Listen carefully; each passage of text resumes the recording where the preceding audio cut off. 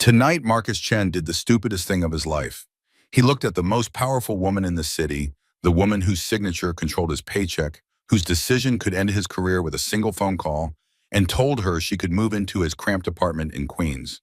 Told her like it was nothing, like offering a penthouse view to someone who already owned the sky. 23 hours later, she showed up at his door with a suitcase. But that comes later. First, there was the moment everything changed. 11:52 p.m. Sterling Tower's 45th floor gleamed under maintenance lights, all polished Italian marble, and floor-to-ceiling windows that turned Manhattan into a glittering jewelry box.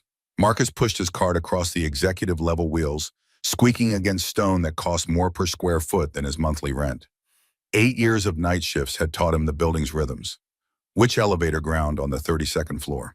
Which conference room on 15 carried the ghost scent of contraband cigars?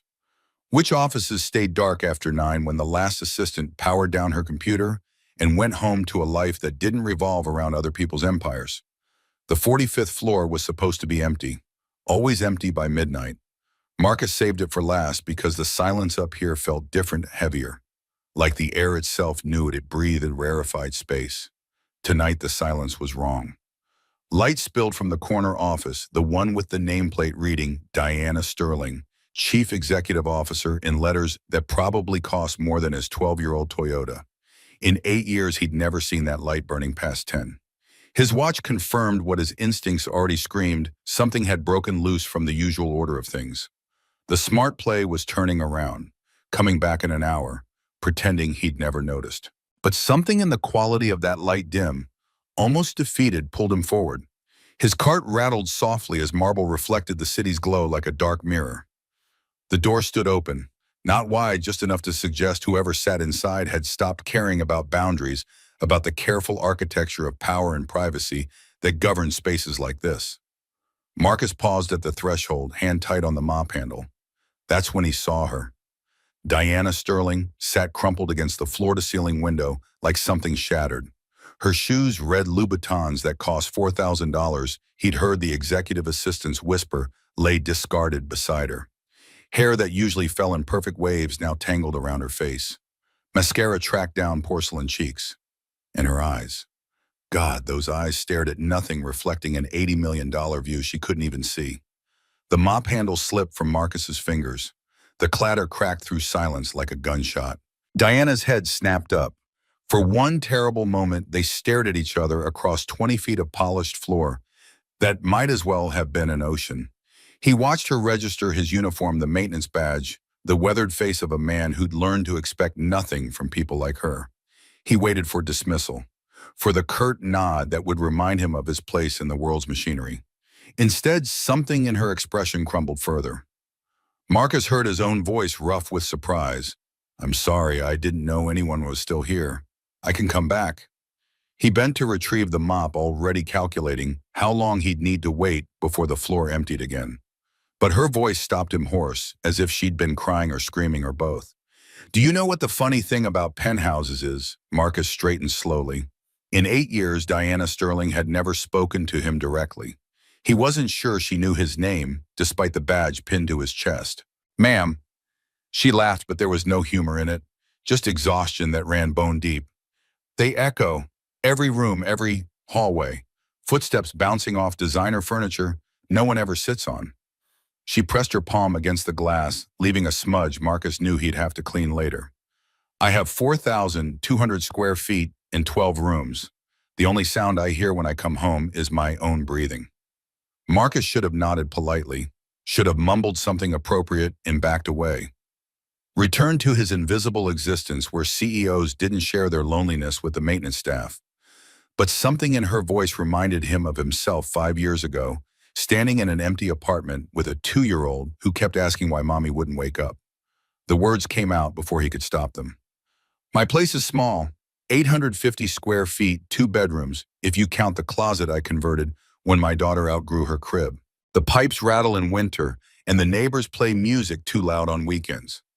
Diana was watching him now, really watching. Marcus felt pinned like something preserved under glass in a museum he couldn't afford to visit. He should stop talking, should definitely stop talking. "But my daughter's laughter fills every corner. The coffee's always warm. There's a dent in the couch from where we sit together every night to read stories. He smiled the reckless smile of a man who'd already crossed a line he hadn't known existed. You could just move in, if you wanted. The words hung between them, absurd and impossible. Marcus waited for security to materialize, for lawyers to descend, for the earth to open up and swallow him whole for having the audacity to joke with a woman who could buy his entire apartment building without checking her bank balance. Diana didn't laugh. She didn't call security. She just looked at him with those exhausted eyes, and something flickered in their depths that might have been curiosity or recognition, or the desperate hope of a drowning woman who just spotted land. What's your name? Marcus Chen. She nodded slowly as if filing the information away in whatever system governed her billion-dollar brain. Marcus Chen, the man who offers his home to strangers. You're not a stranger.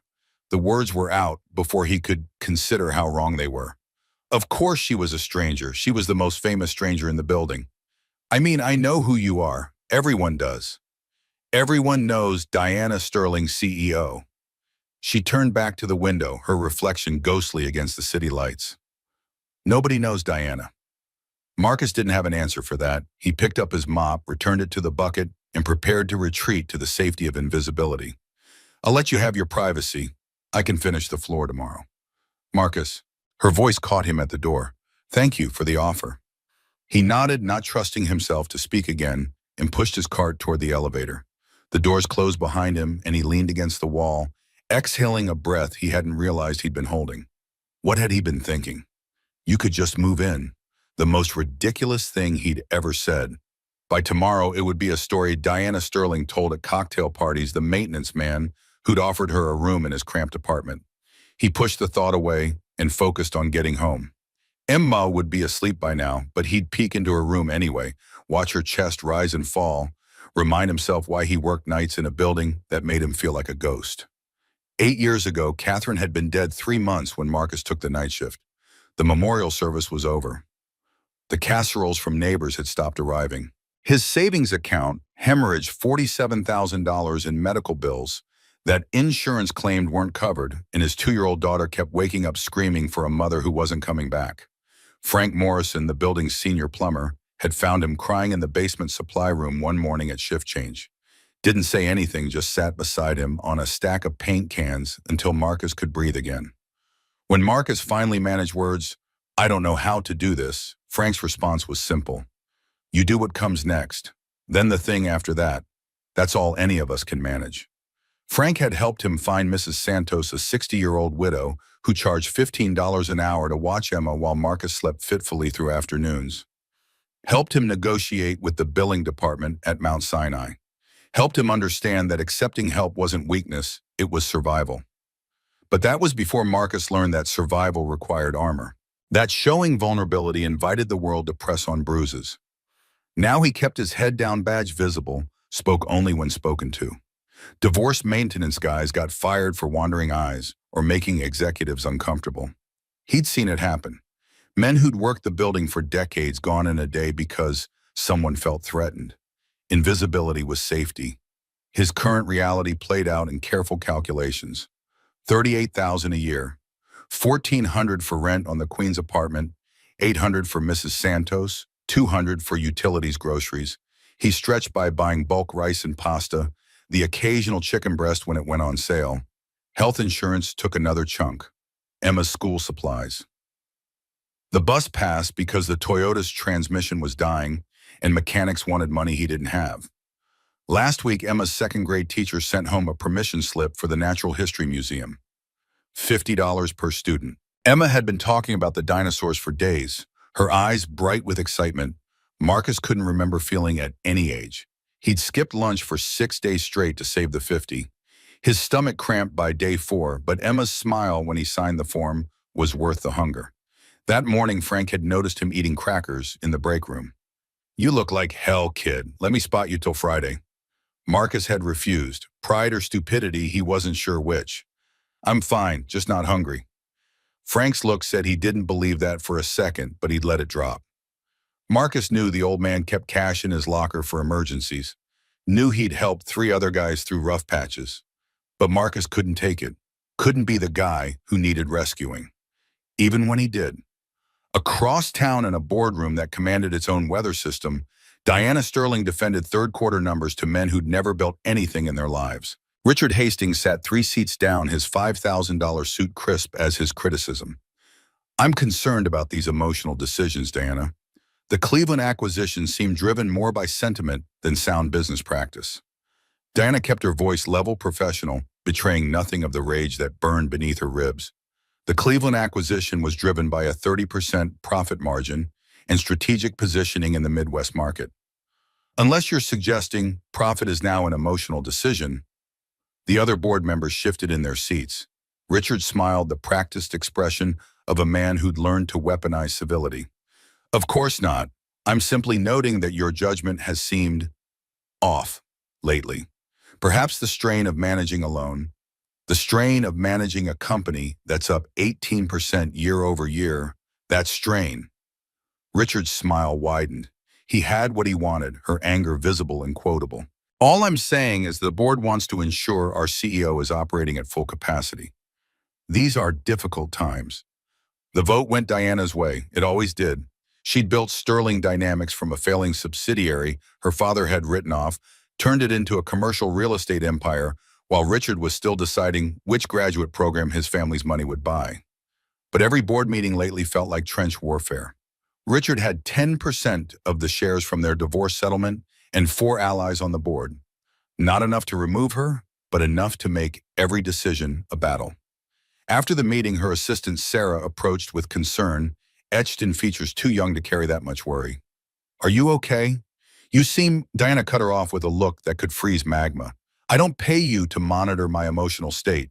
I pay you to manage my calendar. Is there anything on my calendar that requires discussion?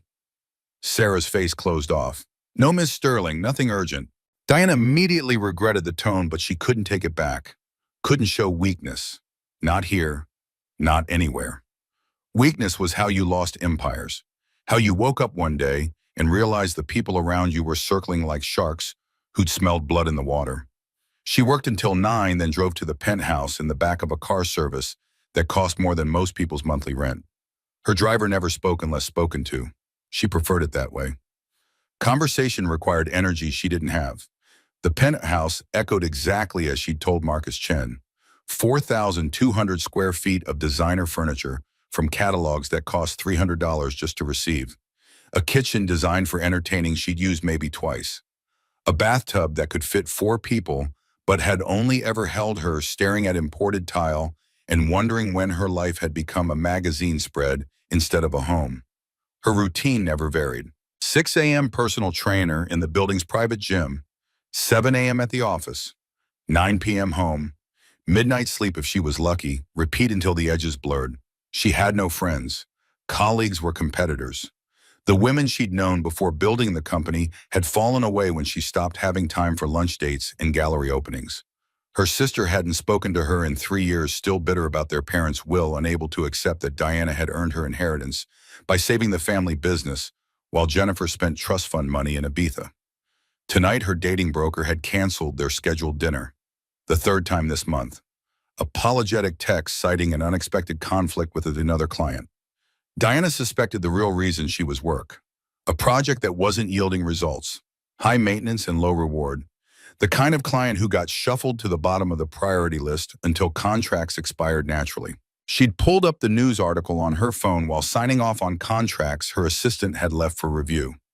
Sterling CEO, most powerful woman in city, most alone. The headline writer wasn't wrong, just cruel about it. That's when she'd gone to the office instead of staying in the echoing penthouse. Told herself she'd catch up on paperwork. Really, she just needed to be somewhere that felt less like a tomb. She'd been staring out the window crying for the first time in years when the maintenance man's mop clattered against her marble floor. The next morning, Marcus woke at 6:30 to Emma's alarm clock screaming through thin walls. He found her already dressed, sitting at their tiny kitchen table with crayons spread across homework she'd finished last night. "What are you drawing, baby girl?" Emma held up construction paper covered in careful crayon work. A 2-story house with purple shutters, a garden full of flower-shaped blobs, 2 stick figures in the window, One tall, one short. It's for homework. We're supposed to draw our dream home. Marcus's heart performed its familiar fracture. Emma drew houses constantly. Always 2 stories, always with a yard, always with 2 stick figures that looked happy in ways their cramped apartment couldn't manufacture. Tell me about it. It has a room just for my books and a kitchen where we can bake cookies. And maybe a dog. She looked up hopefully. Maybe someday. Marcus said the lie tasting like ash. Dogs required deposits. They didn't have vaccines. They couldn't afford time he didn't possess. Mrs. Santos says dogs are good for kids, that they teach responsibility. Marcus made a note to have words with Mrs. Santos about putting ideas in his daughter's head. Mrs. Santos is probably right, but our building doesn't allow pets. You know that. Emma's face fell just enough to break him, but she recovered with 7-year-old resilience. That's okay. When we get a house, we can have a dog then. When we get a house, as if houses grew on trees, as if men who mopped floors for a living could afford mortgages in cities where studio apartments cost $500,000. The doorbell's unexpected ring cut through his spiraling thoughts. They never got visitors. His mother lived 3 states over their relationship, cordial but distant. The friends from before Catherine's diagnosis, before the medical bills, before his life became a careful choreography of survival, had drifted into memory, unable to bridge the gap between their lives and his. Marcus opened the door expecting Jehovah's Witnesses or someone with the wrong address. Mrs. Santos stood there instead, eyes bright with gossip. Did you see the news that rich CEO, the one from your building? Her penthouse burned down last night. They're saying electrical fire. Whole place gone. They showed her on the street in her bathrobe, everything she owned just gone. Ice water flooded Marcus's veins. Diana Sterling from Sterling Dynamics. That's the one terrible thing. Though I suppose she's rich enough to just buy a new penthouse, right? Some people have all the luck, even when they don't. Marcus barely heard the rest of Mrs. Santos's chatter. His mind was stuck on the image of Diana Sterling crumpled against that window, mascara streaked and broken. Now she'd lost everything on top of whatever had driven her to tears. He should feel vindicated. Should think karma had a sense of irony. Instead, he just felt hollow. Later, when he took a break to fix Mrs. Patterson's garbage disposal, no charge, just being neighborly, the old woman launched into her own version of the story. Rich people's problems. They build those towers too high thinking they're gods. Then reality comes knocking. Serves her right, probably never worked an honest day in her life. Marcus's jaw tightened, but he said nothing. Fixed the disposal, washed his hands, left without comment. Let Mrs. Patterson think whatever she wanted. He knew the truth. Diana Sterling had worked herself into isolation, built an empire that echoed, and now watched it burn. Somewhere in Manhattan, Diana was living through her own private hell. Day 1, 2 a.m. Smoke alarms shrieking through her penthouse like the soundtrack to apocalypse. Diana stumbled from bed, disoriented by interrupted sleep, and found her living room consumed by flames that crawled up custom drapes and licked at crown molding. She grabbed her phone and a bathrobe. Nothing else. No time. The smoke was already making her eyes water, her lungs burn. She made it to the hallway as her front door blew open, and firefighters in full gear stormed past her toward the conflagration. Someone, a neighbor, maybe she couldn't tell, wrapped a blanket around her shoulders and guided her to the stairs. 45 flights down because elevators were death traps during fires. By the time she reached the street, her penthouse was fully engulfed. She stood on the sidewalk in her bathrobe and watched flames devour everything she owned. The Hermès scarves from Paris. Her mother's jewelry, the one thing she'd kept after the funeral. $10,000 dresses hanging in a walk-in closet larger than most people's bedrooms. Photo albums from before she became Diana Sterling, CEO. When she was just Diana Harrington, a girl who thought love was real and marriage was forever. The news crews arrived before the flames were out, 20 cameras capturing her bathrobe and bare feet and the mascara she'd forgotten to remove before crying herself to sleep. A reporter shoved a microphone in her face. "Miss Sterling, how do you feel watching your home burn?" How did she feel? Like her life was a cruel joke, like the universe was stripping her down to nothing, layer by layer, testing how much she could lose before breaking completely. What she said instead: "I'm grateful everyone made it out safely. Material possessions can be replaced.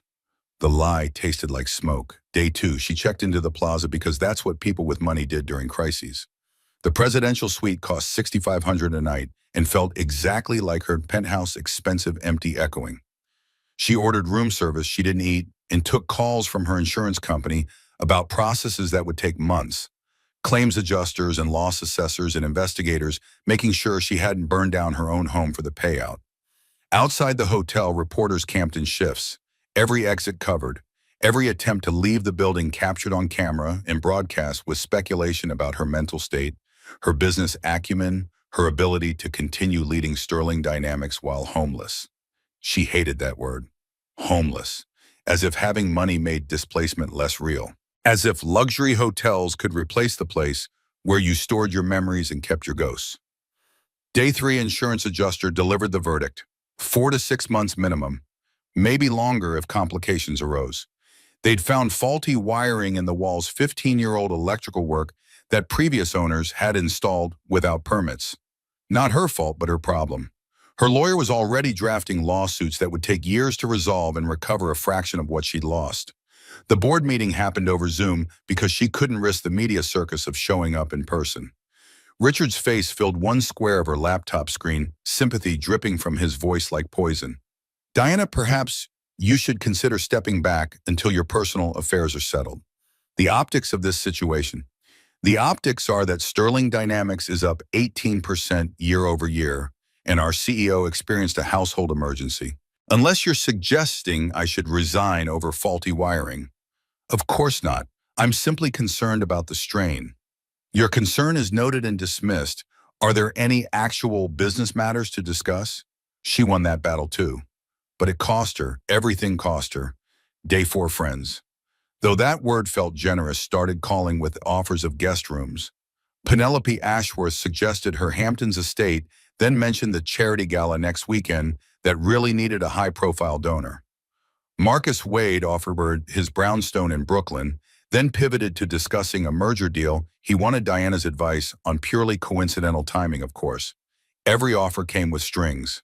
Invisible spider silk that wrapped around her ankles and wrists and throat until she couldn't breathe. Nobody was offering sanctuary. They were offering transactions dressed in concern. Day 5. The paparazzi situation escalated. Photographers staked out every plaza entrance. The garage, the service corridors, even the kitchen exit she tried to use for her morning coffee run. Someone had tipped them off, or maybe they'd just deployed enough bodies to cover every angle. The headlines stopped being sympathetic. Homeless heiress hiding in plaza. Sterling's fall from grace. EO in crisis, can Diana Sterling survive? She felt suffocated, trapped in a luxury cage while cameras waited for her to break spectacularly enough to justify their vigil. That afternoon, sitting in her $6,500 a night prison, Diana remembered Marcus Chen, the maintenance man who'd offered his home with no agenda, no transaction, no strings, just kindness from someone who had nothing to gain and everything to lose. She pulled up Sterling Tower's employee database. The system logged her in automatically. CEO privileges meant access to everything. She searched Marcus Chen and found him 42 years old, night maintenance supervisor, 8 years with the company, address listed as 2847 Morrison Avenue, apartment 3B, Queens. His personnel photo showed a tired face, kind eyes, the sort of person who became invisible because the world trained itself not to see people who cleaned up after them.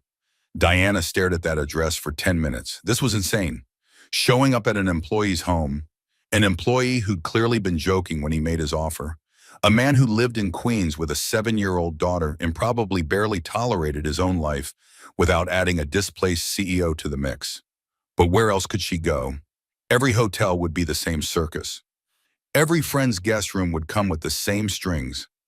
Every option kept her trapped in a world where nothing was given freely and everything cost more than its price tag suggested.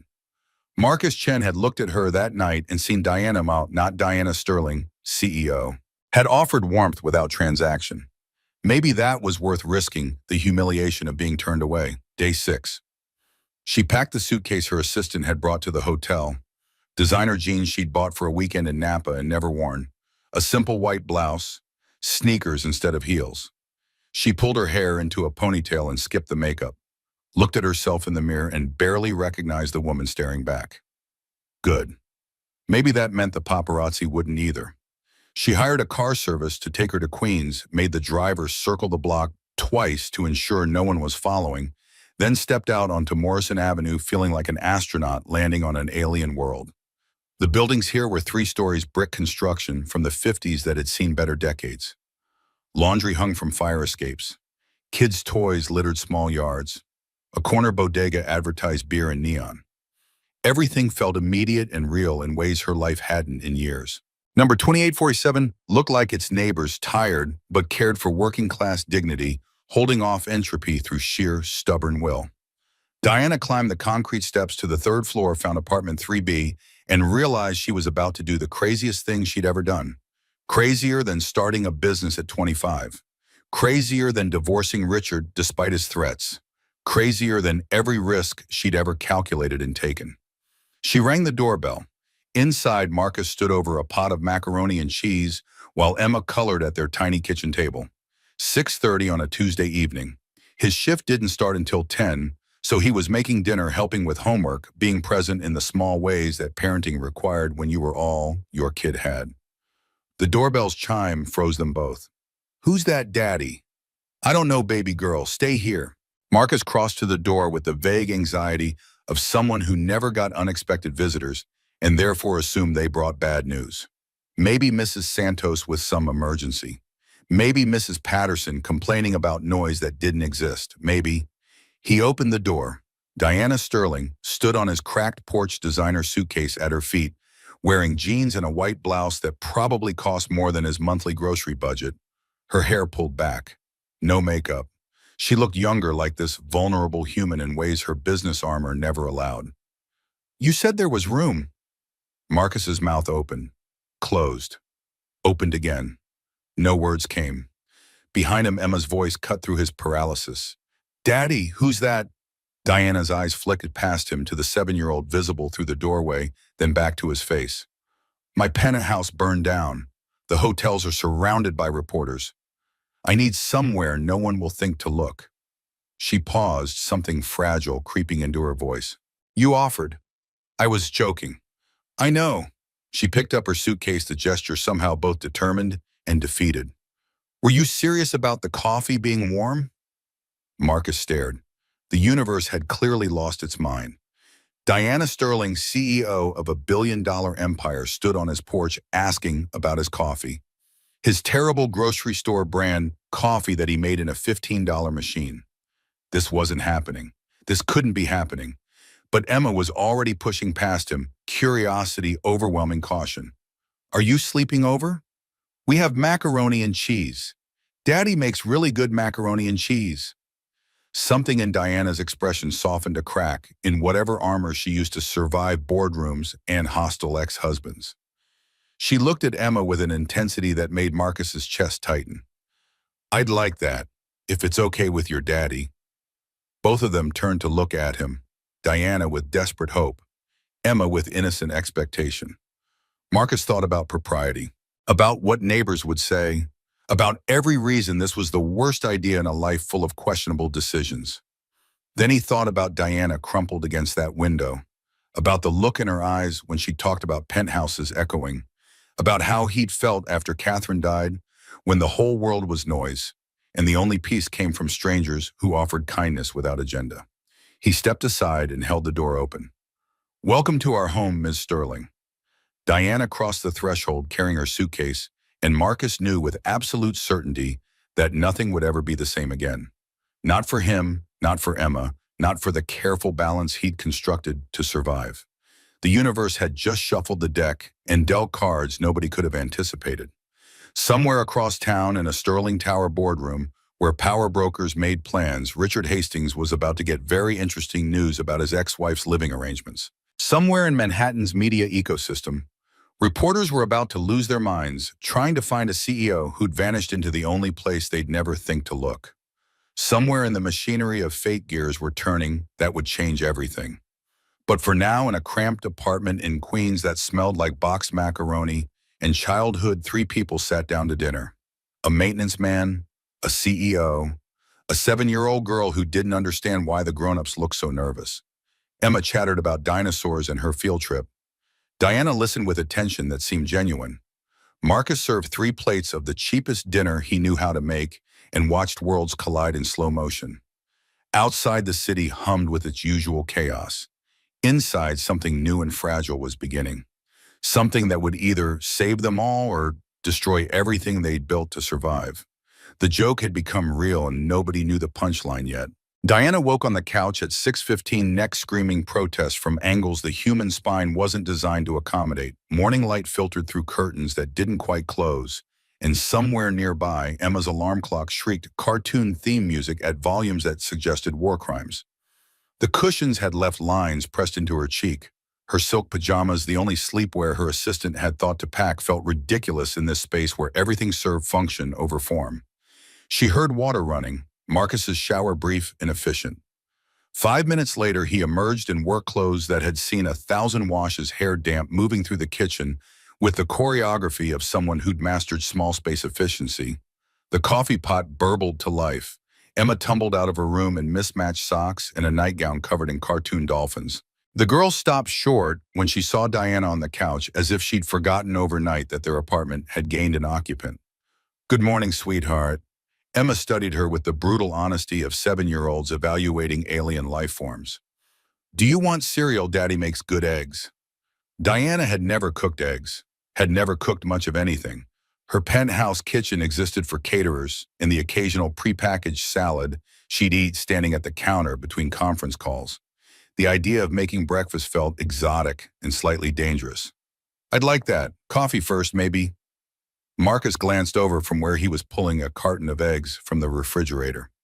Coffee pots on the counter, mugs in the cabinet above it. Right, because in normal homes people serve themselves. Diana crossed to the kitchen, 3 steps in this space compared to the 20 it took to traverse her penthouse kitchen, and found the cabinet. 5 mismatched mugs, 1 chipped, all clearly accumulated over years, rather than purchased as a set. She chose plain white and poured coffee that smelled harsh compared to the single-origin beans her morning service delivered in temperature-controlled containers. It tasted like gasoline mixed with regret. She drank it anyway because refusing felt like admitting defeat. The eggs are simple. Just crack them in the pan, scramble with a fork, add salt. Diana had attended Wharton Business School, had negotiated $100 million real estate deals, had built a commercial empire from a subsidiary her father's partners called unsalvageable. But standing in Marcus Chen's kitchen with a carton of eggs felt like attempting neurosurgery with mittens on. She cracked the first egg. Shell fragments scattered across the pan like shrapnel. The second went better, or would have if she'd remembered to turn on the burner first. By the time she'd excavated shell bits and adjusted the heat, smoke was rising from butter she'd added too liberally. The smoke detector's shriek could wake the dead. Marcus appeared beside her so fast she startled, reaching past to flip off the burner and fan smoke away from the ceiling-mounted alarm with a dish towel. He wore no shirt, had grabbed the towel on his way out of the bedroom where he'd been changing, and for the first time, Diana registered him as something other than maintenance staff. Muscle definition that came from actual labor, not gym memberships. A scar across his shoulder blade, surgical probably. The sort of body that resulted from using it rather than sculpting it. Eggs are simple once you know the tricks. Temperature matters more than ingredients. His smile carried amusement but no mockery. Still, Diana felt her defenses spike. "I had staff. For cooking. For everything. Domestic." The smile faded. Something harder entered his expression, quickly suppressed. "Must be nice." The words landed like a slap despite his neutral tone. Diana opened her mouth to defend herself, to explain that staff wasn't luxury, it was efficiency, time management, the cost of running an empire. But Emma was staring at them both with worry, creasing her small forehead. "I'll make toast instead." She retreated to the couch while Marcus finished the eggs, and they ate breakfast in silence that felt heavier than the previous night's tentative conversation.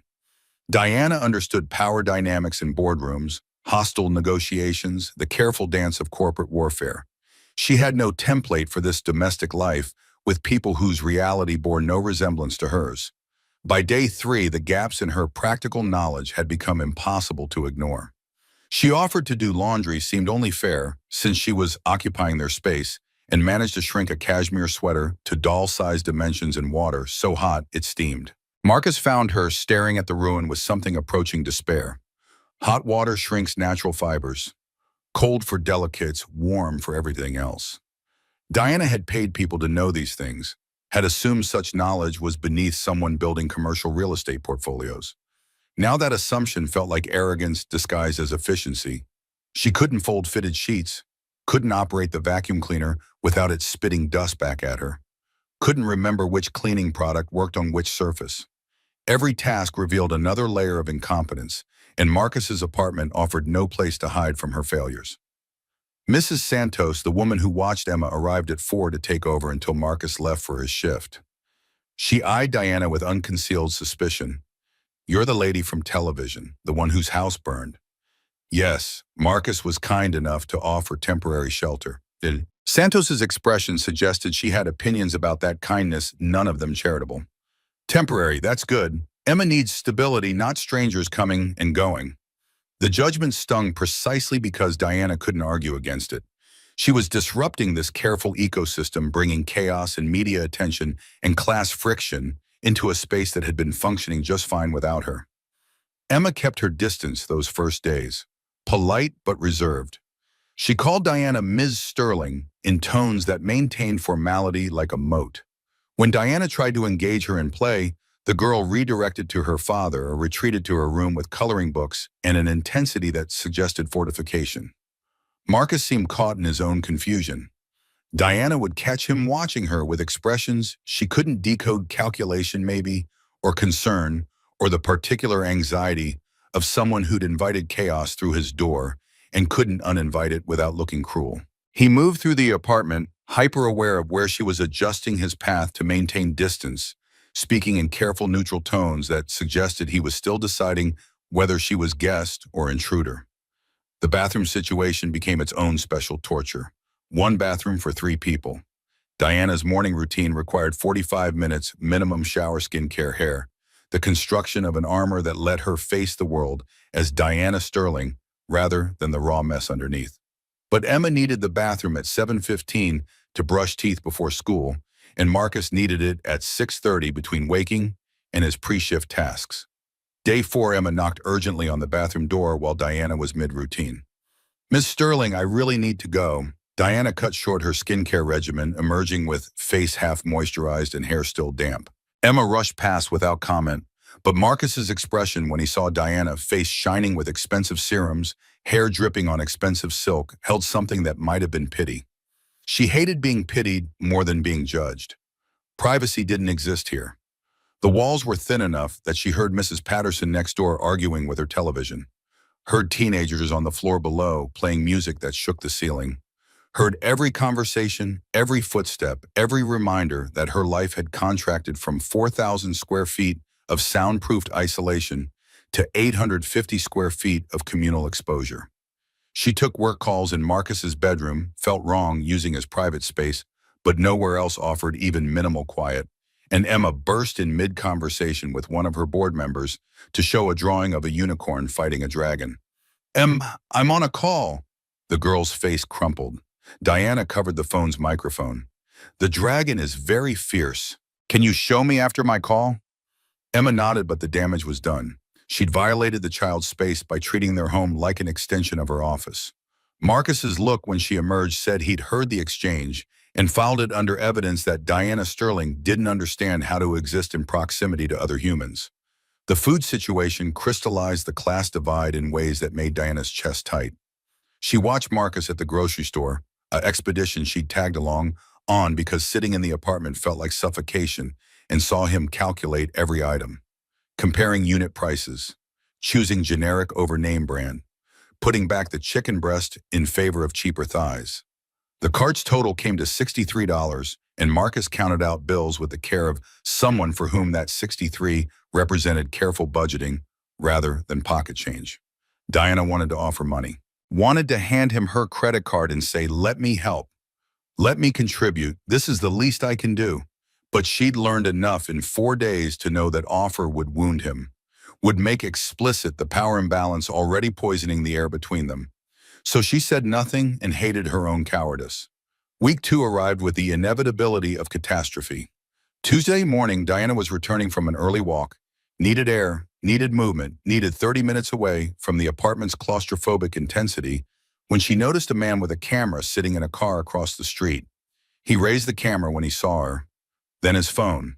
Then another car's door opened and more cameras emerged. 20 photographers materialized like locusts. The shouts started immediately. Was Sterling Diana? Are you living here? Who's the man you've been staying with? How long have you been dating Marcus Chen? Is this a breakdown? Are you having a breakdown? Diana tried to reach the building entrance, but bodies blocked her path. Cameras in her face, questions shouted over each other. She felt panic rising, not fear exactly, but the trapped animal recognition that she'd been cornered and had no clear escape route. Marcus appeared from inside the building, pushing through the crowd with grocery bags. He saw the situation, saw her frozen, and something hardened in his face. "Excuse me, let me through." "Mr. Chen, how long have you been seeing Diana Sterling? Are you after her money? Does your daughter approve of this relationship?" Marcus didn't answer, just kept moving, using his body to create space, getting between Diana and the cameras until they reached the building entrance. The door slammed shut on questions that followed them like smoke. Inside, Diana leaned against the wall, trying to catch breath that had gone shallow. "I'm sorry, I don't know how they found Richard." The name landed flat and certain. Marcus was looking at her with new understanding, the pieces clicking into place. "Your ex-husband. This is what he does." Diana nodded, miserable. "He wants me gone from the company. Making me look unstable serves that goal. And I'm collateral damage." Not a question. Marcus set down his groceries and ran both hands through his hair, the gesture speaking distress he usually kept contained. When he looked at her again, the careful distance had been replaced by something rawer. "Emma's going to hear about this at school. The other kids, their parents, everyone's going to have opinions. I'll leave. Today. I'll find somewhere where those cameras aren't going away just because you're not here anymore. They know about me now, about Emma. We're part of the story." Diana had no answer for that. She'd brought this plague to his doorstep and couldn't take it back. Couldn't undo the damage. Could only watch it metastasize. The damage arrived Thursday afternoon. Emma came home with tears tracking clean lines through playground dirt on her face. Mrs. Santos delivered her to the apartment with tight-lipped disapproval that needed no translation. Marcus took one look at his daughter and knelt to eye level. "What happened, baby girl?" Emma's voice came small and broken. "Madison said her mom said you're dating Miss Sterling for money, that we're gold diggers, that you're taking advantage of a sad rich lady who doesn't know better." Diana watched Marcus's jaw clench, watched him pull Emma into a hug that tried to shield her from words that had already landed. Over the girl's head, his eyes found Diana's and held them with accusation he was too decent to voice but couldn't fully suppress. This was her fault. Her presence had made Emma a target, had turned their quiet life into spectacle. "Madison doesn't know what she's talking about. Neither does her mom. People judge what they don't understand, and that's their problem, not ours." Emma pulled back to look at her father. "Why don't we just tell Ms. Sterling to leave? We were fine before she came." The words cut cleaner than any hostile takeover, any board member's betrayal. Diana felt them land somewhere vital and start bleeding. She opened her mouth to apologize, to agree to remove herself from this family she was destroying, but Marcus spoke first. "Because Ms. Sterling needed help, and we had the ability to provide it. That's what good people do. They help when they can, even when it's inconvenient, even when other people don't understand. But I don't want her here anymore. I want it to be just us again." The honesty of childhood, brutal and unarguable. Marcus met Diana's eyes over Emma's head, and something passed between them that felt like understanding, like shared recognition that this situation was untenable, and no amount of good intentions could fix the structural problems. "Go wash up for dinner. We'll talk more about this later." Emma disappeared into the bathroom. The water running covered the silence that stretched between the two adults left standing in the kitchen. Marcus spoke first, voice tight. "She's right, this is too much. The media, the neighbors, her school. You should go. I'll help you find a place somewhere safe, but you can't stay here." Diana nodded. She'd known this was coming, had felt it building since the photographers appeared. "Where do you suggest hotels are staked out?" My friends aren't actually only friends. I have money, but nowhere that money can buy me safety from this circus. You're a billionaire. You have everywhere. The bitter edge in his tone made Diana's defenses flare despite knowing he was justified. I have money. That's not the same as having somewhere. At least you have that. Some of us don't even have the luxury of complaining about too many options. The class resentment he'd been suppressing for a week finally broke surface. Diana felt her own anger rise to meet it. Anger at being judged for circumstances she hadn't chosen, for having built success that made her somehow less sympathetic for existing in a world where people assumed wealth erased all other forms of suffering. You think I don't know? I'm lucky. You think I haven't spent every day since arriving acutely aware that my problems are luxury problems, that my incompetence at basic tasks must look like performance art to someone who's been managing alone for years. But here's what you don't understand. Marcus penthouses can be prisons too. Wealth can be isolation. I lost everything in that fire, not just possessions, every connection, every memory, every piece of evidence that my life meant something beyond balance sheets. And when I needed help, the only person who offered it without agenda was someone I barely knew who had every reason to say no. She was breathing hard now, walls down in ways she never allowed.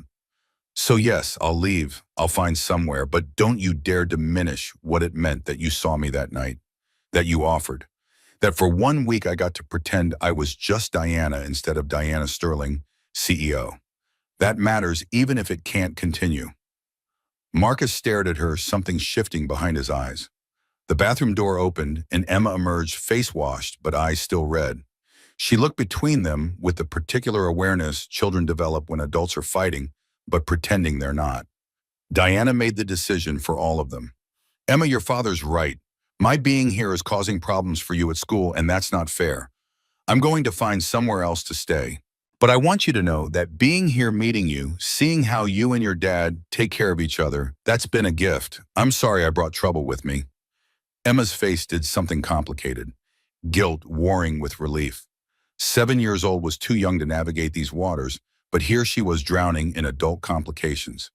I didn't mean I know you're allowed to want your home back. That's completely reasonable. That night, they sat down together, Diana, Marcus, Emma, and tried to find equilibrium in the wreckage. Emma asked the question that had been lurking since Diana arrived. Are you and Daddy boyfriend, girlfriend? Diana felt Marcus tense beside her on the couch. No, sweetheart. Your father is helping me through a hard time, like how he helps Mrs. Patterson with her sink. Mrs. Patterson doesn't sleep on our couch, Marcus cut in, voice firm. Emma, that's enough. I miss when it was just us. The naked honesty of it hung in the air. No solution presented itself. Diana couldn't make the media attention disappear. Marcus couldn't protect Emma from schoolyard cruelty. Emma couldn't understand why the grown-ups kept making things complicated. They went to bed that night with nothing resolved and everything exposed. Week 3 brought shifts none of them expected. Emma's school hosted a student art exhibition Thursday evening, and Marcus couldn't attend mandatory building inspection he'd have been fired for missing. Diana saw his frustration, the guilt of choosing paycheck over presence. I could go, if Emma would be okay with that. Marcus looked at her with surprise that suggested he'd forgotten Diana was capable of parenting adjacent activities. You don't have to. I'd like to if Emma agrees. Emma considered this with visible skepticism. You'll actually come, not just say you will and then have a meeting. The question landed with precision that suggested the girl had been cataloging Diana's work habits, noting how phone calls interrupted dinners and emails pulled her attention mid-conversation. Diana felt the judgment and couldn't argue against its accuracy. I'll actually come. No phone calls, no meetings, just the art show. The elementary school gymnasium, transformed into makeshift gallery, smelled like tempera paint and industrial floor cleaner. Parents clustered in groups defined by invisible hierarchies Diana couldn't decode. They looked at her when she entered, recognition, flickering whispers starting, and she felt the weight of being spectacle rather than person. Emma's painting hung in the second grade section, a house rendered in careful crayon strokes, 3 stick figures visible through square windows. The tallest one wore pants and had short hair. The smallest had long hair and a dress. The middle figure's details were harder to parse: long hair wearing what might have been jeans and a fancy shirt. Diana stared at that middle figure and felt something crack open in her chest. Is that me? Emma appeared beside her, small and uncertain. Maybe, if you stay. Other parents were watching now. Three women in yoga pants and designer sneakers stood close enough that their conversation carried deliberately. That's her, the CEO living with the janitor. I heard he's after her money. My husband works in finance, says this kind of thing happens all the time. Vulnerable, wealthy women getting taken advantage of. And exposing a child to it. Where's child services when you need them? Diana felt rage building, but Emma spoke first, voice carrying across the gymnasium with 7-year-old conviction. My daddy is a maintenance supervisor, not a janitor, and he works harder than anyone. He helps Ms. Sterling because her house burned and she needed help, and Daddy says that's what good people do. Your mom should try it sometime. The three women went silent. Other parents suddenly found their children's artwork fascinating. Emma grabbed Diana's hand, small fingers wrapping around larger ones, and tugged her toward a different section of paintings. The dragon ones are cool. Want to see? Diana followed throat tight with something she couldn't name. Pride, maybe, or recognition that this child had defended her when she couldn't defend herself. Had seen past the spectacle to something worth protecting. Afterward, they got ice cream despite the October chill. Sat on a bench outside the shop while Emma explained her painting process, how she'd mixed colors, what each figure represented, why houses in her drawings always had yards, even though they lived in an apartment. Do you like being the boss of your company? The question caught Diana unprepared. I thought I did. Now I don't know. It used to feel important building things, making decisions that mattered. Lately it just feels like maintenance, keeping the machine running. Like Daddy's job. Diana laughed, surprised by the comparison. I suppose so, though your father's maintenance actually keeps things working. Mine might just be expensive performance. Emma took this seriously, tongue-catching ice cream drip. Daddy says all jobs matter if you do them right, that nobody's better just because they wear suits. Your father's smarter than most of my board members. What's a board member? People who get paid to question my decisions and second-guess my judgment.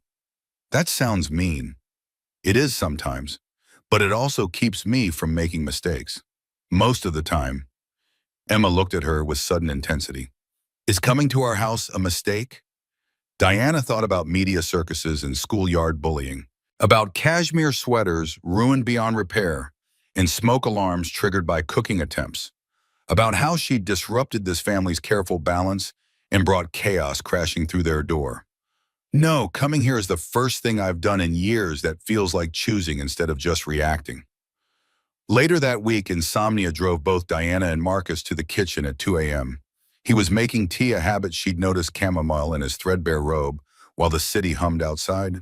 She'd given up on sleep around 1:30, too many thoughts, circling, and emerged to find him already occupying their shared space.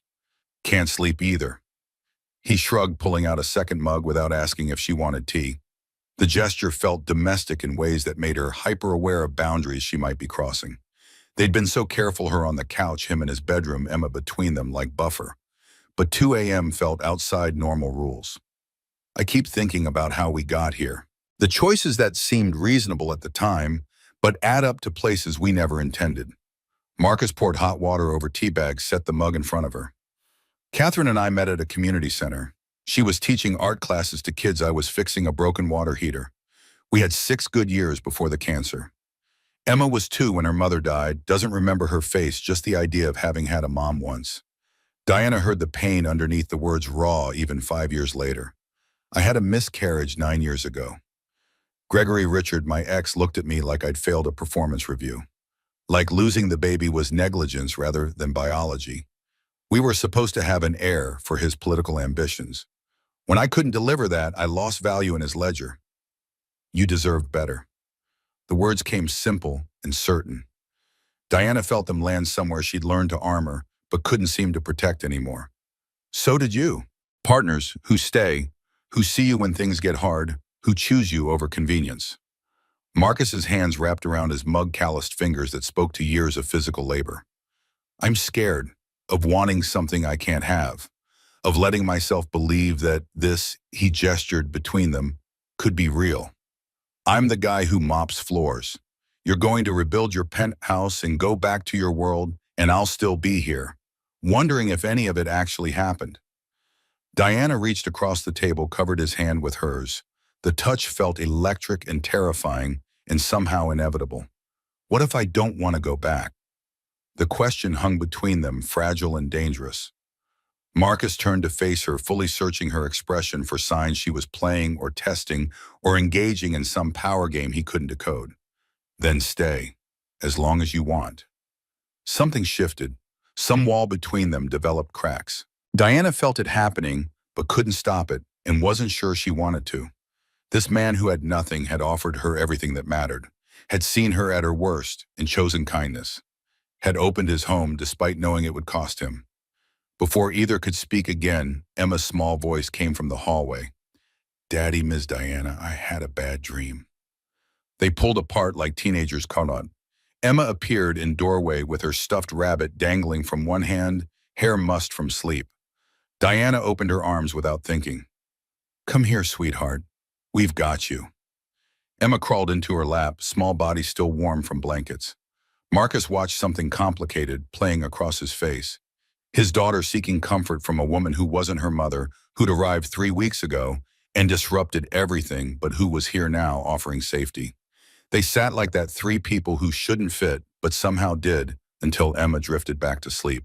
Marcus carried her to bed while Diana cleaned the tea mugs, and when he returned, they stood in the kitchen, not quite looking at each other. "I should," Diana gestured toward the couch. "Yeah, early morning tomorrow." But neither moved. The moment stretched until Marcus cleared his throat. "What you said about staying, did you mean it?" Diana met his eyes. "I've never meant anything more in my life." Friday morning, Marcus got summoned to HR. Ms. Rodriguez's office overlooked the employee cafeteria, a deliberate design choice that let her monitor comings and goings while maintaining plausible deniability about surveillance. She gestured him to a chair with fingernails that looked weaponized. "Mr. Chen, we've received complaints about inappropriate relationships between yourself and Ms. Sterling." Marcus felt his spine straighten, defensive mechanisms engaging. "She's a temporary house guest. Her home burned. I offered shelter. The optics of a maintenance employee housing our CEO are concerning. Board members have expressed worry about impropriety. Our fraternization policy is very clear." "Are you warning me or firing me?" "Consider this a warning. One more incident of questionable judgment and your employment will be terminated. We have standards to maintain." Marcus left the office feeling rage and helplessness in equal measure. 8 years of reliable service reduced to collateral damage in whatever power play was unfolding at levels he'd never access. He wanted to fight back but had no weapons. Wanted to protect Diana, but didn't know from what. He didn't tell her about the meeting. She had enough to deal with board conflicts conducted via phone from his bedroom insurance paperwork that could choke horses the slow process of rebuilding from ashes. But she noticed anyway. Diana Sterling hadn't built an empire by missing details. That evening, after Emma was asleep, she found him on the fire escape. The apartment had a small metal platform accessible through the kitchen window, barely large enough for 2 people, but offering sky view and cold air that felt cleaner than the apartment's recycled breath. "Something's wrong. You've been quiet all day." Marcus debated lying, decided she deserved truth, even if truth made things harder. "HR called me in, warned me about fraternization policy. Apparently housing you is questionable judgment that could cost me my job." Diana's face went through several expressions, surprise, anger, guilt, before settling on determination he'd seen her use in phone negotiations. "I'll handle it. I'll call." "No." The word came sharper than intended. "You can't fight every battle for me. That just makes the power imbalance worse. Makes me the kept man people already think I am. You're not." "I know, but that's what they'll say, what they already say. Some of us don't have the luxury of not caring what people think. My job, Emma's school, our lives here, they depend on reputation, on not becoming the story." Diana sat beside him, close enough their shoulders touched on the narrow platform. "I'm so tired, Marcus. Tired of fighting. Tired of performing. Tired of pretending I'm strong enough to keep all these plates spinning without dropping any. I came here because you made me feel human again, like Diana instead of Diana Sterling CEO. But I'm poisoning your life, making Emma a target, risking your job. Maybe everyone's right. Maybe I should. Don't. Marcus turned to face her, the words coming before he could filter them. Don't go back to that penthouse and those empty rooms and the life that was killing you. Whatever this is, whatever we're building, it matters. It's real. Everything else is just noise. But Emma will adjust. Kids are resilient, and she's learning something important, that good people help each other even when it's inconvenient, even when other people don't understand. Diana was crying now, tears catching city lights. I haven't cried in years, not since the divorce. I trained myself out of it because crying is weakness, and weakness gets exploited. But since coming here, I cry every other day. What is that? That's being human instead of being a corporation. There's no weakness in that. She leaned into him, and Marcus wrapped an arm around her shoulders, pulling her close. They sat like that while the city moved beneath them, two people from different worlds, finding unexpected shelter in proximity. Saturday afternoons shattered their fragile peace. Marcus was helping Emma with homework when the doorbell rang. His daughter looked up with worry that had become her default response to unexpected visitors. Too many photographers, too much unwanted attention. Marcus opened the door to find Richard Hastings on his threshold. $50 haircut, $5,000 suit, cold eyes that appraised and found everything wanting. You must be the maintenance man. Diana appeared from the bedroom, face going white. Ex-husband Richard, divorce finalized 2 years ago. You have no right to be here. Richard's smile could cut glass.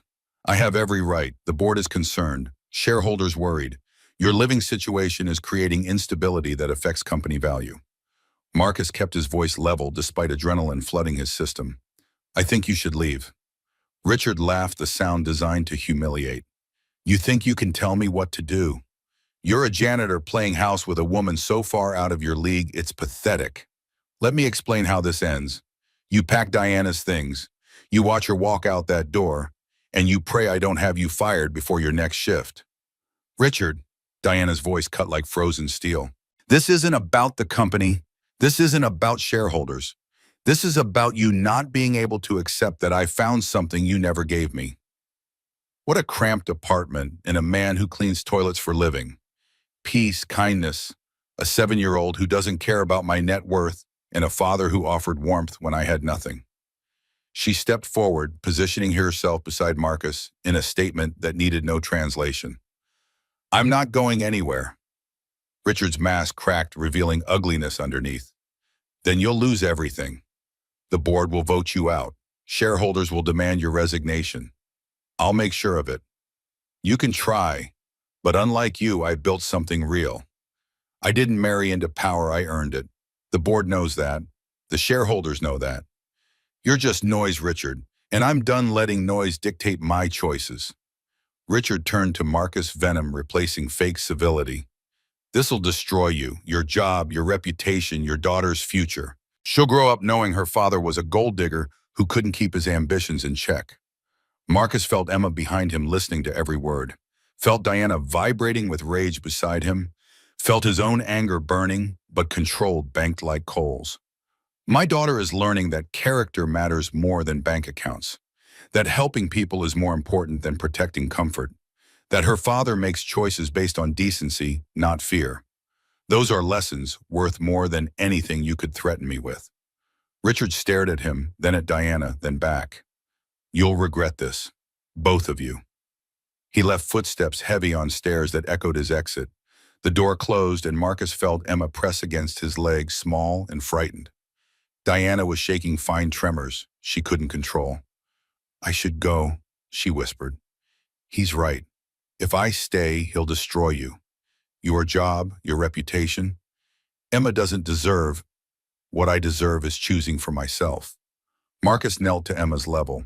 Come here, baby girl. She collapsed into his arms, and he held her while speaking to Diana over his daughter's head.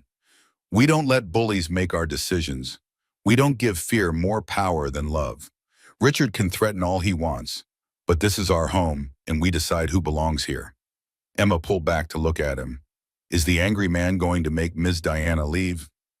Not if we don't let him. What do you think, should Ms. Diana stay for movie night? Emma looked between them, something shifting in her young face.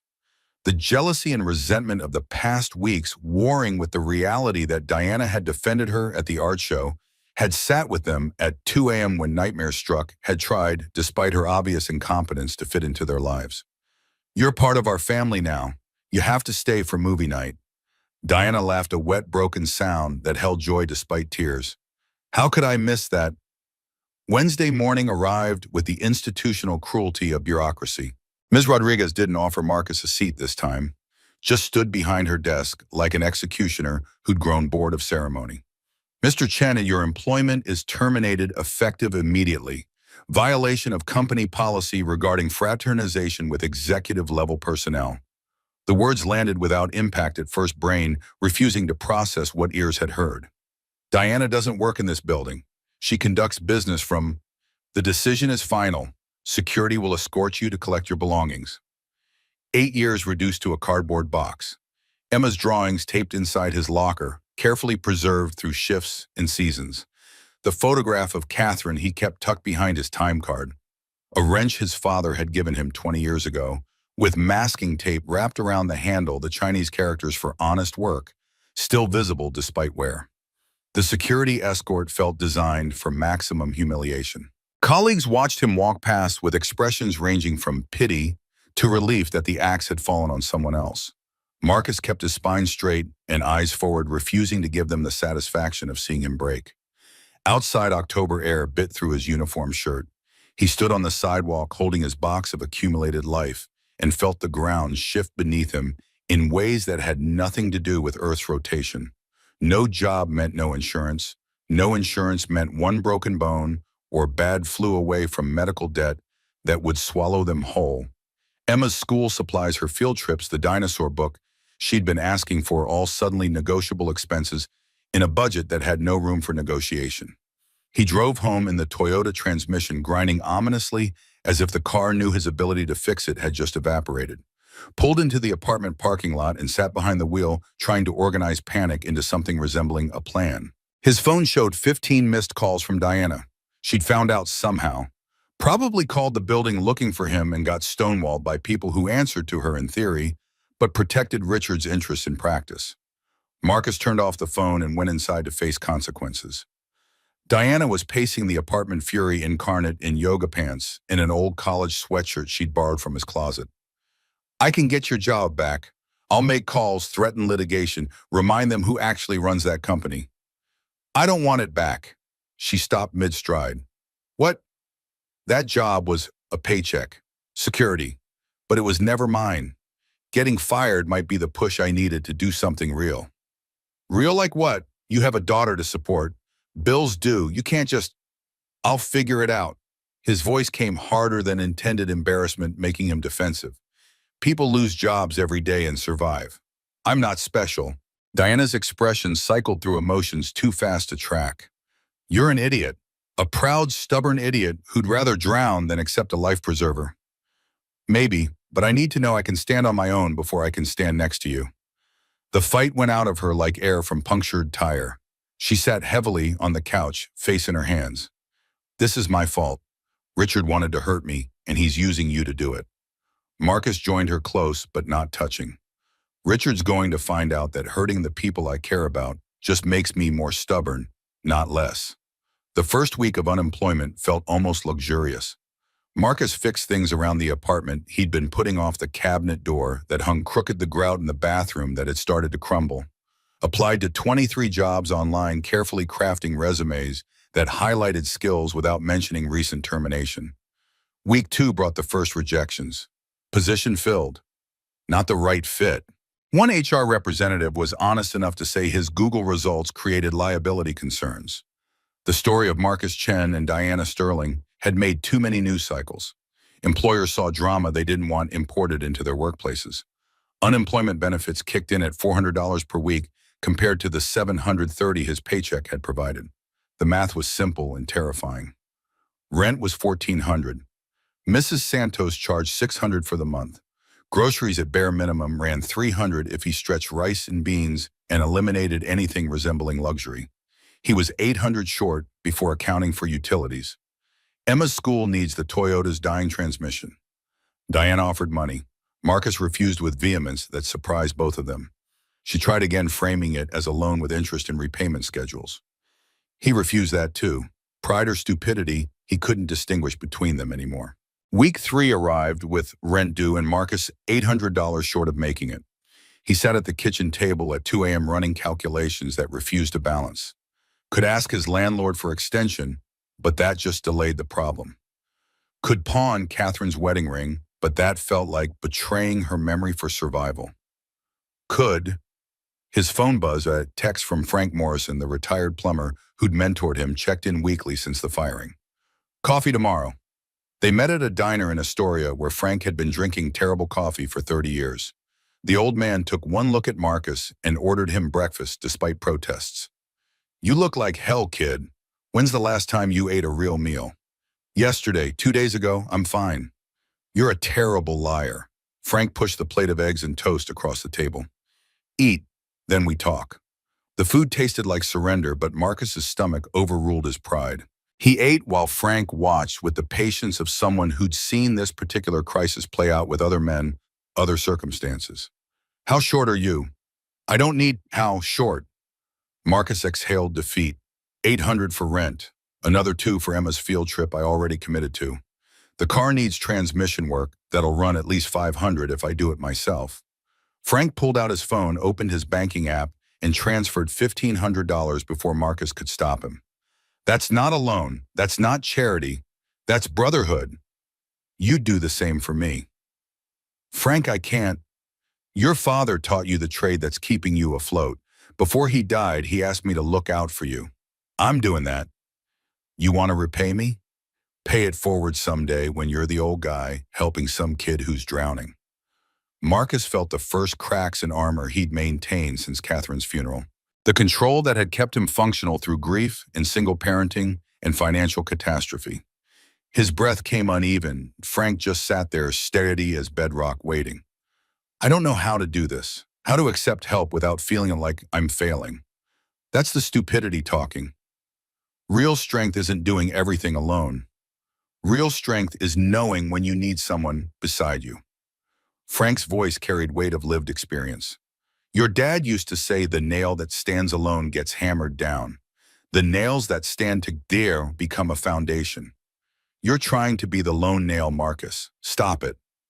Something broke loose in Marcus's chest. He cried for the first time since Catherine died, sitting in a diner booth with a man who taught him that tools fix more than pipes. Frank didn't offer platitudes or solutions, just sat there being present while Marcus fell apart and slowly reassembled. Afterward, Frank offered work. Small plumbing jobs, his retirement, clients still called about $50 an hour cash. Not enough to live on long term, but it'll keep you from drowning while you figure out the next move.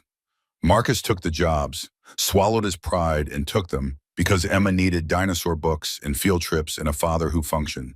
He fixed leaking faucets in brownstones and cleared drains in restaurants, and felt the particular humiliation of being grateful for scraps. Diana fought her own war on fronts Marcus only glimpsed through phone conversations conducted in strained whispers. The board meeting Richard had called for week 7 loomed like an executioner's appointment. She needed evidence, leveraged something to counter his narrative that she'd become unstable. Week 6, she hired Patricia Wong, forensic accountant with a reputation for finding money people thought they'd hidden. Patricia worked out of a Chinatown office that smelled like litigation and justice in equal measure. I need you to dig into Richard Hastings. Venture capital, firm personal accounts, anything connected to Sterling Dynamics dealings over the past decade. Patricia's smile could cut diamonds. How dirty do you think we'll get? However dirty it takes. The investigation took 12 days and cost $30,000. Patricia delivered results on a Tuesday evening, spreading documents across Marcus's kitchen table like evidence at a trial. Your ex-husband has been embezzling from Sterling Dynamics for 5 years. Shell companies funneling contracts at inflated prices. He's netted approximately $3.2 million in funds that should have gone to company coffers. Diana felt vindication and nausea in equal measure.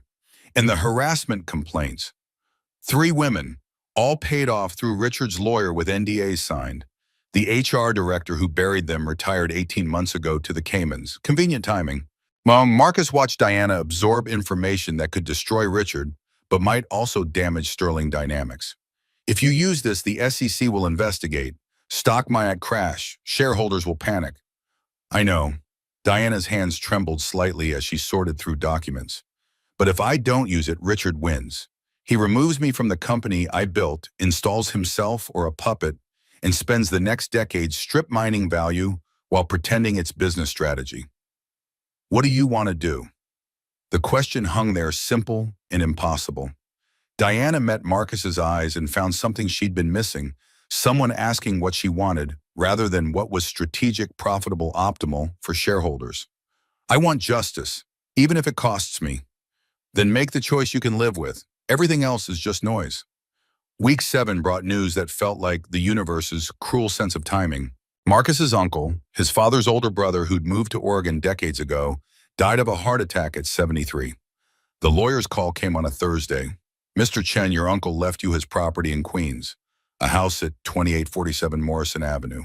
Also $35,000 after estate taxes. Marcus stood in his apartment, the same address as the house being willed to him 2 floors up, and felt reality tilt.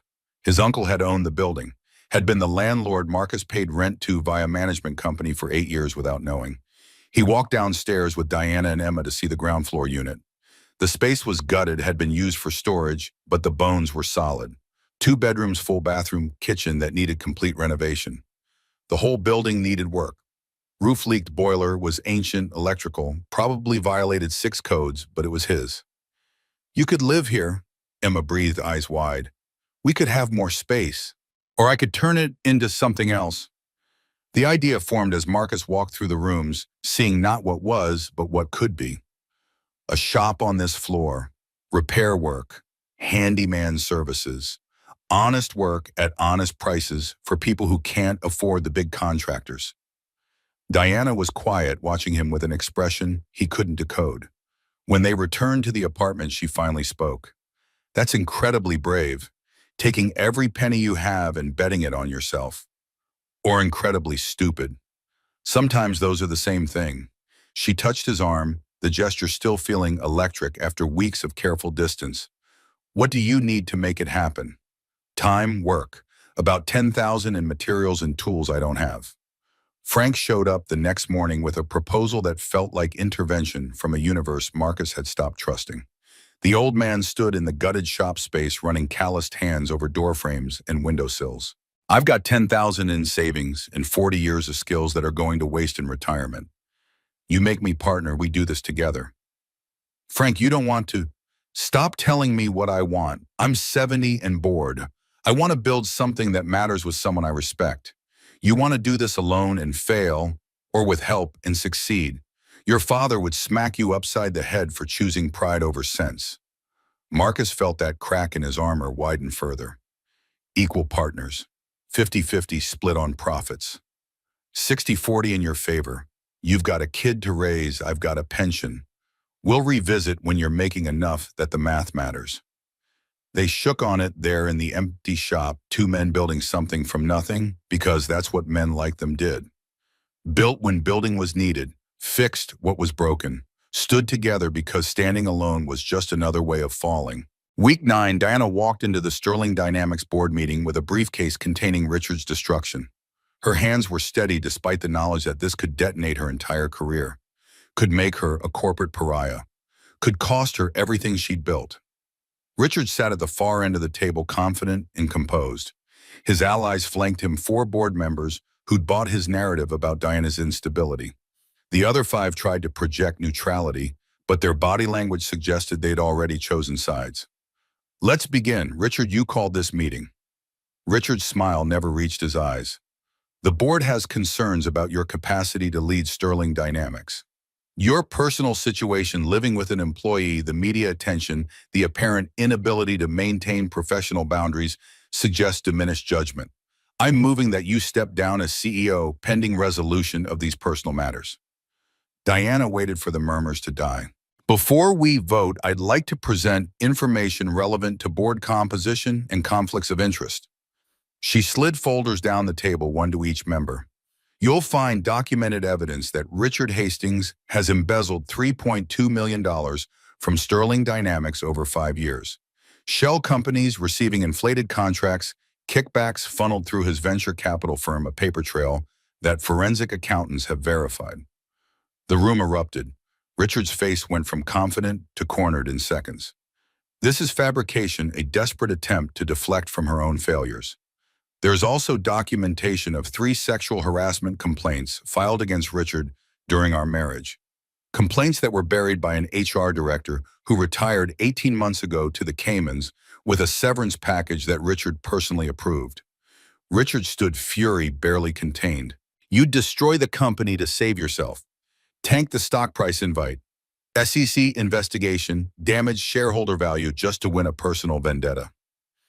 Diana stood as well, meeting his eyes across mahogany. I'm destroying corruption to save the company. There's a difference. You want to know who's stable? The person who built this from a failing subsidiary, or the person who married into it and then robbed it? The legal counsel cleared his throat. If this evidence is accurate, Mr. Hastings faces criminal prosecution. The board has a fiduciary duty to act.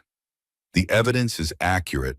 Patricia Wong's voice came from the doorway where she'd been waiting. I'm prepared to testify to that in any court. The vote took 17 minutes, 9-1 to remove Richard from the board, refer all evidence to authorities, and reaffirm Diana's position as CEO. The one dissenting vote came from Richard's college roommate, who'd been installed as a favor. Richard gathered his things in silence that felt more dangerous than his earlier threats. At the door, he turned back to Diana. You think you've won? I still have 10% of shares. I'll short the stock, tank your value, make your life hell for years. Do it. I've rebuilt from worse. Diana's voice carried exhaustion, but also certainty. I survived you once. I'll survive whatever comes next. He left, and the room exhaled collectively. Diana sat down heavily, adrenaline draining and leaving her hollow. That evening, Marcus was installing new electrical in the shop when his phone rang. Diana's voice came shaky with something that might have been triumph or terror. It's done. Richard's off the board. Evidence is with prosecutors. He'll spend the next decade in courtrooms and probably sometime in prison. How do you feel? Like I burned down my life to save it. The SEC will investigate. Stock will take a hit. Shareholders will question my judgment. But Richard's gone. Then you did what needed doing. The rest you'll handle when it comes. Silence stretched between them, filled with unspoken things.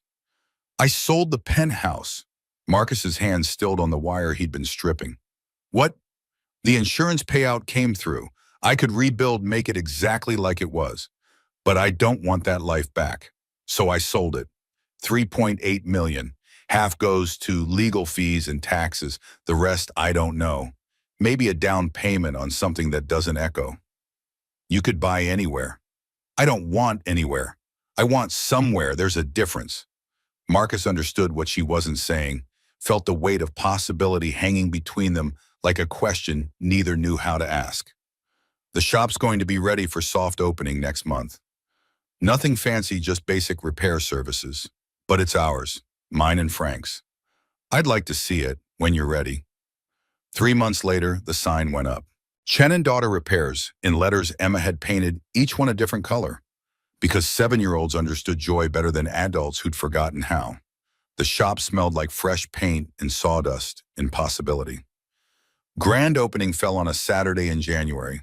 Marcus had spent the previous night panicking about whether anyone would come, whether this whole venture was expensive failure disguised as bravery invention. Frank just kept working steady as always, refusing to let Marcus's anxiety infect their foundation. Mrs. Patterson arrived first, carrying a toaster that had stopped working. Heard you're doing repair work. This thing's been broken for a month. Marcus took the toaster, fighting a smile. Mrs. Patterson had complained about him for years, called Diana a disruption, made her opinions about his life choices abundantly clear. Now she was his first customer. I'll have it fixed by Monday. Good. Can't afford those fancy repair places. They charge 3 times what the work's worth. Mrs. Santos came next with a lamp. then 3 neighbors from the old building. Then a woman who'd heard about the shop from a friend. By noon, they'd logged 8 jobs for the following 2 weeks. By closing, they had 15. Frank clapped Marcus on the shoulder. Not bad for a first day. Not bad at all. Diana arrived at 6 with coffee and pastries from the place down the street that charged too much, but made things taste worth the price. She'd been at Sterling Dynamics all day, crisis management, after news broke about Richard's indictment, shareholders demanding explanations, the endless maintenance work of keeping an empire functional. But she was here now looking at Marcus's accomplishment with pride that felt unearned and necessary in equal measure. Congratulations, Mr. Chen. She kissed him in full view of the street, past caring who saw or what they'd say. I'm proud of you. Emma burst out from the barch room where she'd been organizing hardware into containers with label maker precision. Diana, look at all the screws I sorted. Frank says I'm a natural organizer. Diana knelt to Emma's level, examining the containers with appropriate seriousness. This is excellent work, very professional. When the shop makes money, Daddy says I get allowance for helping. Then I can save for the dinosaur book and maybe a real microscope. Sounds like a solid business plan. They closed up shop as January darkness fell early and walked upstairs together. The second-floor unit had been slowly transformed over 3 months, Marcus and Frank doing the work between repair jobs, turning storage space into something resembling a home. It was bigger than the third-floor apartment, had a yard Emma could use come spring, felt like the possibility of permanence. Diana had been spending more nights here than at the hotel suite she'd rented after selling the penthouse. Her things had migrated over naturally toiletries in the bathroom, clothes in the closet. Marcus had cleared her coffee mug that lived beside his in the dish rack. They hadn't discussed what this was becoming, hadn't labeled it or defined boundaries. Just let it evolve like the shop taking shape through accumulated actions rather than grand declarations. Emma asked the question at dinner blunt with the honesty children wielded like surgical tools. Is Diana living here now? Like for real, living here? Marcus and Diana exchanged glances, some wordless negotiation happening in the space between them. Would that be okay with you? Diana's voice held vulnerability. Marcus had learned meant she was terrified of the answer. Emma considered this with visible seriousness. Will you keep helping me with art projects? Yes. And come to school things even when you have meetings. I'll try my best. I can't promise I'll never miss anything, but I'll try. And you'll stay even when things get hard, not just leave when it's not fun anymore.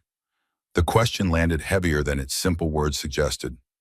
Diana heard all the abandonment issues underneath all the learned wariness of a child who'd lost her mother too young. She reached across the table, covered Emma's small hand with her larger one. I'll stay. Through hard things and boring things and things that test my patience. I'm not going anywhere. Emma nodded slowly. Okay then, you can live here, but I get to help pick your room decorations because Daddy has no style. Marcus laughed the sound surprised out of him. Thanks for the vote of confidence, baby girl. It's true you have like 3 colors, blue, gray, and brown. That's it. Those are classic colors. They're boring colors. Diana was laughing now too, the tension breaking like weather patterns shifting. This family they were building from spare parts and good intentions and stubborn refusal to let fear make their decisions. 6 months after the fire that had destroyed her penthouse and inadvertently reconstructed her life, Diana stood in the small backyard of the Morrison Avenue house watching Emma chase fireflies in the July dusk. Marcus appeared beside her with 2 beers, condensation cold against the humidity. Penny, for your thoughts. I was thinking about penthouses, about how they echo when nobody's waiting, how I spent years accumulating space and things and achievements that looked like success but felt like elaborate prisons. Regret selling it? Not even a little. She accepted the beer, let their shoulders touch in the casual intimacy they'd developed. I regret not knowing sooner that success isn't about the view from the top. It's about having someone to share the view with. Any view. Even if it's just a backyard in Queens with fireflies and a kid who thinks she can catch them all. Marcus pulled her closer, kissed her temple. For the record, I still can't believe you moved in. Still feels like a joke that became real. Best joke you ever told. Emma ran over the hands cupped around a captured firefly. Look, I got one. Can we keep it? Fireflies die in captivity. You have to let it go so it can find its family. Emma's face fell, but she understood. Opened her hands and watched the insects spiral upward into darkening sky. Do you think it'll find them? I think things that are supposed to find each other usually do, even when the path there is complicated. They stood together, watching fireflies write light across the growing dark, three people who'd found each other through circumstances none would have chosen but all were grateful for. Diana had lost a penthouse and gained a home. Marcus had lost a job and gained a business. Emma had gained something harder to quantify, proof that families could be built, not just born into. Somewhere across the city, Richard Hastings sat in a lawyer's office, listening to prosecution details that would define his next decade. The SEC investigation had widened to include his venture capital firm. The harassment victims had gone public. His reputation, carefully constructed over decades, was rubble. Somewhere in Sterling Dynamics' executive suite, the company continued its relentless machinery. Diana went in 3 days a week now, instead of 6, had restructured her schedule to accommodate school pickups and family dinners, and the revolutionary notion that CEOs were allowed to have lives outside their empires. Somewhere in the machinery of fate, other people were encountering their own inflection points. Other fires destroying comfortable cages, other maintenance workers offering impossible jokes that became salvation. But here in a backyard in Queens, with fireflies and cheap beer and a child's laughter, three people had found what so many spent lifetimes seeking: a place where they belonged, not despite their differences, but because of them. Where wealth and working-class realities collided and created something neither could have built alone. The penthouse had stopped echoing, not because Diana had rebuilt it, but because she'd learned that echoes only mattered in empty spaces. And this space, crowded and chaotic and full of love that had surprised all of them, was anything but empty. Emma came back with another captured firefly. This one's really bright. Do you think he's the leader? Marcus crouched beside his daughter, patient as always. Could be, or maybe she's just really good at her job, making light in the dark. Diana watched them together, this family she'd stumbled into through catastrophe and desperation, and felt something settle in her chest. Purpose, maybe, or peace, or the simple recognition that she'd finally found what penthouses and corner offices and billion-dollar empires could never provide. Home wasn't about square footage, wasn't about designer furniture or imported tile or views that cost millions. Home was Emma's firefly expeditions and Marcus's terrible coffee, and the particular chaos of three people learning to share space without losing themselves. The firefly escaped Emma's hands, joining its companions in aerial ballet. The girl watched it go with philosophical acceptance. I'll catch more tomorrow. That's the spirit. They went inside as mosquitoes joined the evening's offerings.